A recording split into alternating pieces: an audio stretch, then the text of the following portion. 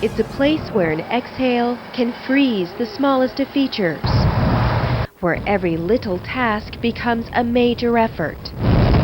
The work here can be brutal. If you've never touched a piece of steel at minus 40 degrees, it's no matter what you have on your hands, when you touch that piece of steel, your hand's going cold. It's godforsaken down here. It's carpenter Rich Higgins' first season, while it's the third for the South Pole Station Modernization Project. The goal is to have the new South Pole Station complete on time and within its $128 million budget. It's a project that for many won't be complete soon enough, according to area manager Dave Fisher. The science program has really driven beyond what the infrastructure of the station can provide, and that's the driving force behind building the new station. The station was designed in 1975 with a 20-year lifespan. This station, the second one, was built on the surface, protected by the dome, covering it so that the wind and the blowing snow would scour around the dome and keep the buildings safe. We really have the technology now to build it elevated, and by building it elevated, it will drift, but you can manage the drifts. You won't drift in front of and under the station, you'll drift behind it. So every year you can go and you can get rid of that snow, you can manage it. Building the new station will take more manpower than ever before. But the big challenge is getting the materials down there and in the proper order for the next task. This is what we call the need and feed season. So much material is still sitting in McMurdo that has to get here to keep us on schedule because we're burning the material up almost as fast as they can get it here. We've had a few problems with getting the right materials here at the correct time in order to keep moving our project along.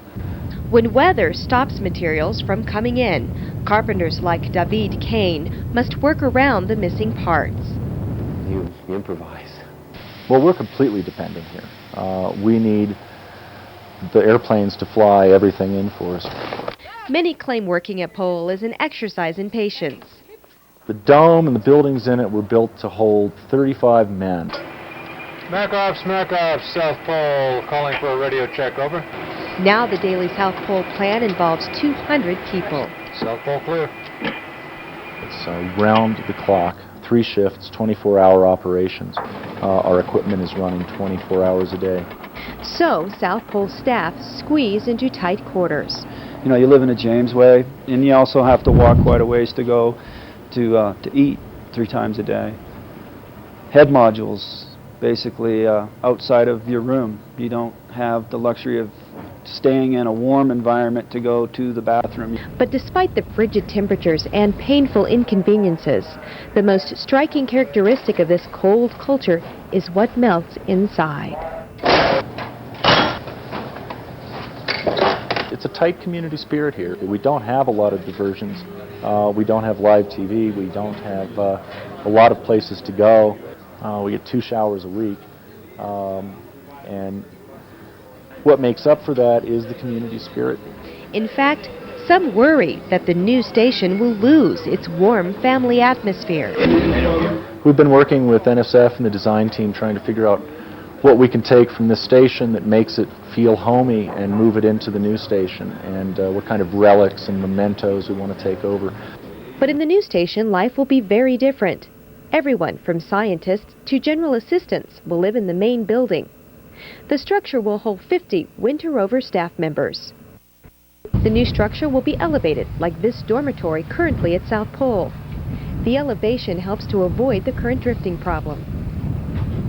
This station also has the capability to be jacked at some point in its lifetime. So if after 20 years it is starting to drift in underneath, it can be jacked up another 20 feet and then it'll have another 20-year lifetime, perhaps, if the other elements don't take care of it first. It's an effort that will pay off far in the future, according to Antarctic Support Associates Project Director Ron Coker. I think the new station or the new station after the new station is likely to be here till the end of time, so it's got to be done. You know, it's just got to be done right now. Why is it going down? Oh, it's not going down. It's an effort that will serve those who dedicate part of their lives to better understand the secrets of the universe from the very bottom of the earth. It is just well beyond anything that I think anyone ever envisioned happening at this station. But for Rich Higgins, looking that far ahead proves difficult. I just take every day, one day at a time. In a place where each and every day feels like a struggle for survival. In a place where even the nicest days of the year serve a raw, blustery reminder of where you are.